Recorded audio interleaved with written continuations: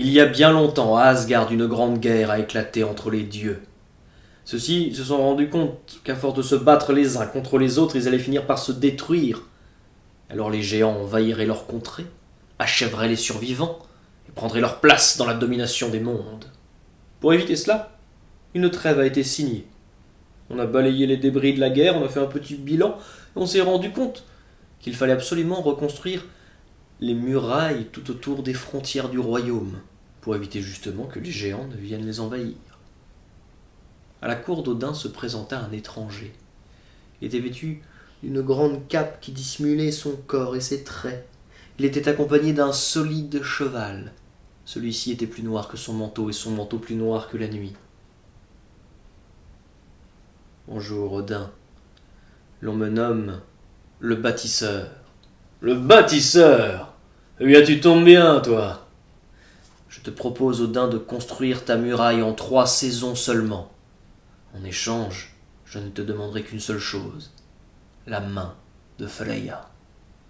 Freya était la déesse de la beauté.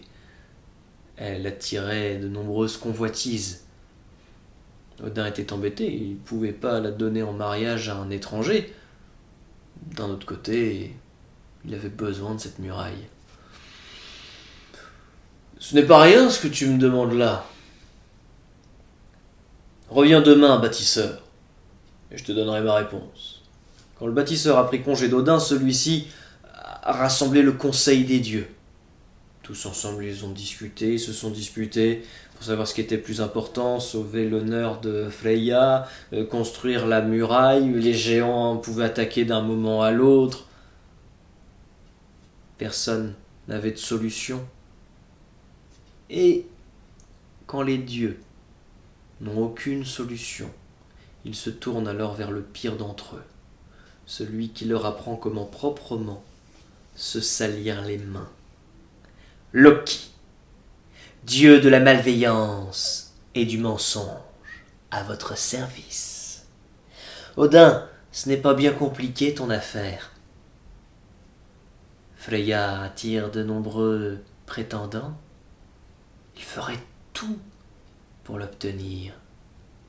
Alors demande à ton bâtisseur de construire ta muraille en une seule saison.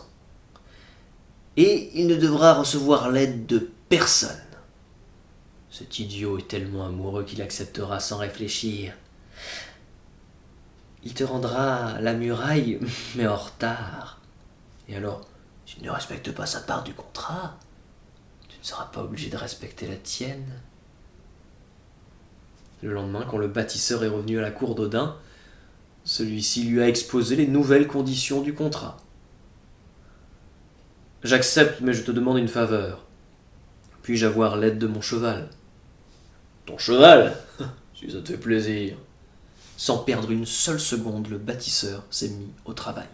Il avait disposé tout autour du royaume des centaines de milliers de poutres, des poutres gigantesques, des poutres tellement lourdes que même 10 hommes n'auraient pas pu les soulever d'un seul centimètre au-dessus du sol. Mais lui, il les prenait par paquets de 10 sur chaque épaule. Son cheval charriait des tonnes et des tonnes et des tonnes et des tonnes de pierres. Et très rapidement, la muraille montait haut dans le ciel. Plus la muraille montait, et plus les dieux s'inquiétaient. Il va rendre la muraille à temps. On va devoir lui donner la main de Freya. Ne vous inquiétez pas, mes amis. Il y a toujours une solution à un problème. Le dieu de la malveillance s'est changé en jument.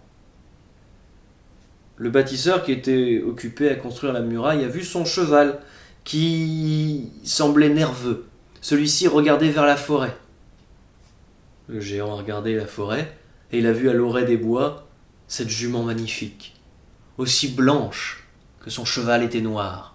Son cheval s'est débattu, il a fini par arracher son harnais et il a couru jusque dans les bois, rejoindre la jument qui l'invitait à danser avec lui. Le bâtisseur a couru après quelques mètres, mais c'était pas une perdue. Jamais il ne rattraperait son cheval. Alors, puisqu'il pouvait plus compter sur lui, il fallait qu'il construise la muraille tout seul. Il a porté les poutres, il a charrié les pierres, et la muraille montait plus lentement. Mais jamais le bâtisseur ne s'arrêtait. Quelques mois plus tard, Loki est revenu, sous son apparence habituelle, devant le dieu des dieux. Il lui a offert un magnifique poulain. Je te présente mon fils Sleipnir. C'est le cheval le plus rapide des 9 mondes. Ce cheval était magnifique et avait 8 pattes. Pour une fois, Loki ne mentait pas. Ce cheval était bien le plus rapide qu'Yggdrasil n'ait jamais connu.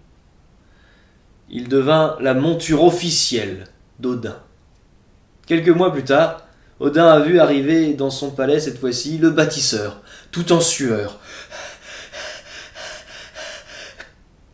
Odin, j'ai fini ta muraille. Tu peux me donner la main de Freya et je rentre chez moi. Ta muraille? Quelle muraille? Ah oui, cette muraille! Mais dis donc, tu as commencé il y a tellement longtemps que j'avais oublié. On n'avait pas dit que tu devais la construire en une seule saison. Pourtant, les neiges ont fondu, l'hiver est parti, et le printemps est arrivé. Les bourgeons se sont ouverts, les oiseaux et les rivières se sont repris à chanter. L'été est à nos portes. Si tu n'as pas rempli ta part du contrat, je ne vois pas pourquoi j'honorerais la mienne. Le bâtisseur a compris alors le tour qu'on lui avait joué.